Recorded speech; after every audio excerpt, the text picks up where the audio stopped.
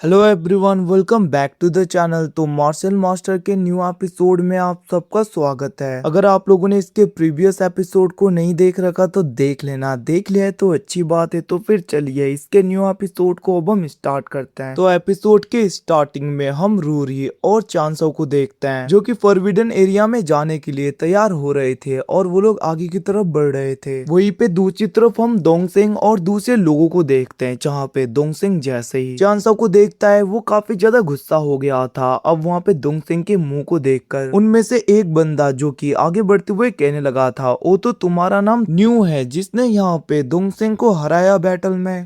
तुम्हें देखकर तो ऐसा लग रहा है कि तुम काफी ज्यादा ऑर्डिनरी से पर्सन हो। वैसे हाँ, मैं तुम्हें बता दूं, मैंने ये भी सुना था कि तुमने काफी ज्यादा दाव फ्यूजन फ्रूट्स को कलेक्ट कर लिया उस जगह पे। तो मैं चाहता हूँ कि तुम सारे दाव फ्यूजन फ्रूट्स को मेरे हवाले कर दो, क्योंकि उस टाइम मैं माउंटेन्स में नहीं आ पाया था क्योंकि मैं किसी दूसरी जगह पे बिजी था। तो चुपचाप अब तुम्हारे पास में जितने भी दाव फ्यूजन फ्रूट्स हैं वो मुझे दे दो। अब उस बंदे की ऐसी बातें सुन के दूसरी तरफ हम देखते वहाँ पे दोंगसेंग के साथी तो काफी ज्यादा खुश हो रहे थे। बट हम देखते हैं यहाँ पे चांसो को फर्क नहीं पड़ता। लिटरली वो कहने लगता है, आखिरकार मैं तुम्हें वो क्यों दूं, भला तुम कौन हो। अब ये सुन के वो बंदा गुस्सा हो गया था और वो कहने लगता है, क्योंकि मैं जी फैमिली से बिलोंग करता हूँ और मैं एक्स्ट्रा ऑर्डिनरी टैलेंट के साथ में पैदा हुआ था और तुम जैसे कुत्ते हमारे क्लैन में ज्वाइन होके हमारे फॉरबिडन एरिया में जाना चाहते हैं अपने फायदे के लिए। आखिरकार तुमने सोच भी कैसे लिया कि तुम जैसे कुत्ते को मैं फॉरबिडन एरिया में जाने दूंगा। अब ये सब कुछ सुन के दूसरी तरफ हम देखते हैं दोंगसेंग भी शॉक हो गया था और वहीं पे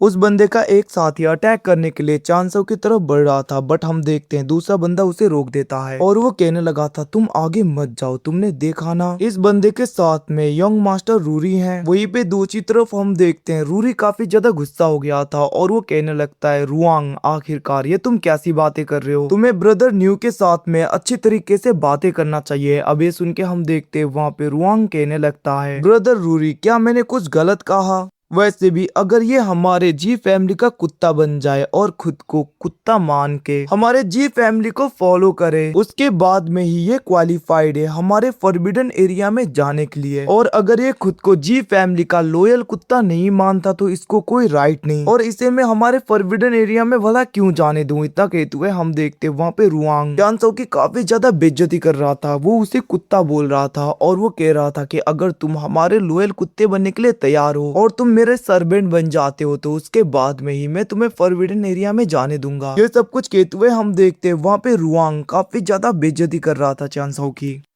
जिसे सुन के हम देखते हैं दूसरी तरफ चांसो कहने लगता है, तो फिर ठीक है, तुम्हें मेरे सारे दाव फ्यूजन फ्रूट्स चाहिए ना, तो मैं सोच रहा हूँ कि मैं सारे दाव फ्यूजन फ्रूट्स तुम्हें दे दूं। ये सुन के हम देखते हैं वहाँ पे रुआंग खुश हो गया था और वो कहने लगता है, जल्दी से दो। जिसे सुनने के बाद में चांसो आगे की तरफ बढ़ रहा था और हम देखते हैं वो अपने हाथ में एनर्जी को गैदर कर रहा था, जिसे देखकर रुआंग को तो लग रहा था कि चांसो अपने स्पिरिचुअल बैग से सारे दाव फ्यूजन फ्रूट्स को बाहर निकाल रहा है। बट हम देखते हैं यहाँ पे कुछ उल्टा हो जाता है, क्योंकि चांसो तो यहाँ पे अपने एनर्जी को गैदर करते हुए रुआंग के गाल पे एक थप्पड़ मारता है खींच के, जिसकी वजह से उसके दो दांत निकल गए थे। इवन कि हम देखते हैं रुआंग काफी ज्यादा चिल्लाते हुए इंजर्ड होते हुए दूर गिर गया था। अब ये सब कुछ देखकर उसके खुद के साथी हंसने लगे थे, मतलब कि उसके साथी जो कि यहाँ पे दोंगसेंग को भी फॉलो करते हैं वो लोग तो हंस रहे थे उसकी ऐसी हालत देखकर।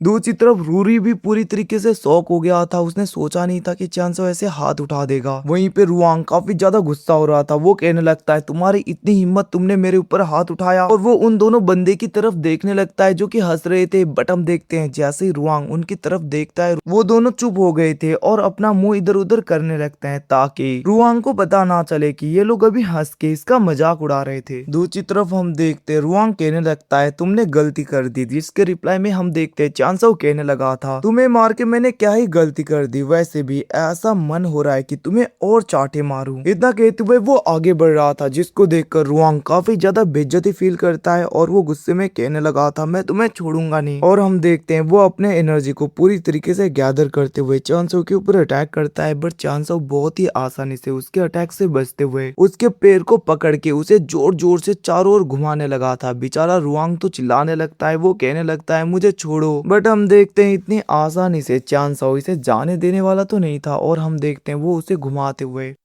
दूर फेंक देता है और वो डायरेक्टली जी क्लैन के एंसिस्टर के कदमों के ऊपर गिर गया था। और वो जैसे ही ऊपर की तरफ देखता है, वहां पे एंसिस्टर को देखकर वो चिल्लाने लगा था। वो कहने लगता है, एंसिस्टर, इस बंदे ने मुझे बहुत ही ज्यादा मारा और मुझे इतना इंजर्ड किया। एंसिस्टर, आपको मेरा बदला लेना होगा। अब ये सब कुछ सुन के हम देखते हैं उल्टा एंसिस्टर उसके ऊपर गुस्सा हो गए थे। वो कहने लगता है, बेवकूफ, चुप रहो। इतना कहते हुए हम देखते हैं वहां पे एंसिस्टर रुआंग को पूरी तरीके से इग्नोर करते हुए आगे बढ़ गए थे, जहाँ पे सब लोग उन्हें ग्रीट करते हुए इज्जत देने लगते हैं। बट हम देखते हैं हमारे चांसाओ का तो स्टाइल ही फर्क है, वो कुछ भी नहीं कर रहा था।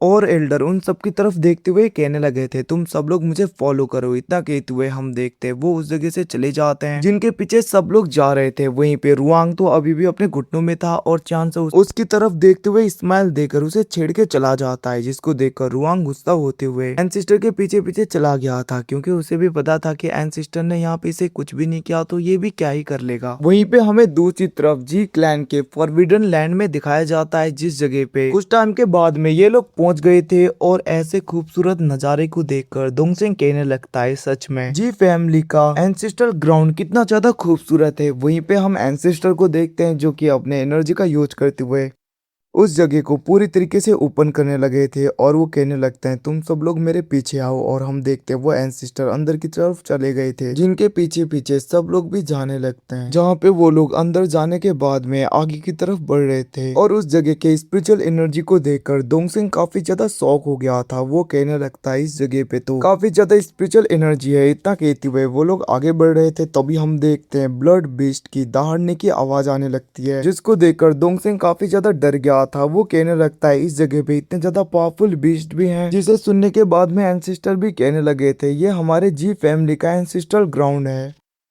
तो इस जगह पे संभल कर रहना। अगर तुम लोग कुछ इधर उधर कर दो और कुछ मुसीबत आ गई तो इवन कि मैं भी तुम लोगों को बचा नहीं पाऊंगा। यहाँ पे बहुत ही ज्यादा पावरफुल बीस्ट हैं, तुम सबको बच के रहना होगा। ये सब कुछ कहते हुए हम देखते हैं एंसिस्टर उन सबको साथ में चलने के लिए बोल रहे थे। दूसरी तरफ चांसा सोचने लगता है, प्रीवियस लाइफ में जब मैं इस जगह पे आया था तब के मुकाबले ये जगह काफी ज्यादा चेंज हो चुकी है, मुझे संभल के रहना होगा। इतना कहते हुए हम देखते हैं वो सब लोग भी आगे की तरफ बढ़ रहे थे, जहाँ पे वो लोग एक जगह पे पहुंच आते हैं जिसके सेंटर में एक पैगोडा टाइप का था, जो कि बहुत ही ज्यादा स्पिरिचुअल एनर्जी से घिरा हुआ था, जिसे देखते हुए हम देखते हैं एंसेस्टर कहने लगते हैं, तुम सब लोग इसी से होकर जाओगे। जिसे सुन के सब लोग उसे देखने लगे थे। दूसरी तरफ चांसाओ कहने लगता है, सच में इस जगह का प्रेशर काफी ज्यादा है। इस पैगोडा को देखकर मैं फील कर पा रहा हूँ कि इसके अंदर स्पिरिचुअल एनर्जी काफी ज्यादा होगी और इसका प्रेशर भी। ये सब कुछ कहते हुए वो ध्यान से देख रहा था उस पैगोडा को। और गाइस, एपिसोड खत्म कुछ टाइम पहले हमने 10,000 वर्ल्ड को भी अपलोड किया है, उसे नहीं देखा तो देख लेना, देख लिया है तो अच्छी बात है। तो फिर चलिए आज के लिए इतना ही गाइस, मिलते हैं अगले एपिसोड में, तब तक के लिए टेक केयर, बाय बाय।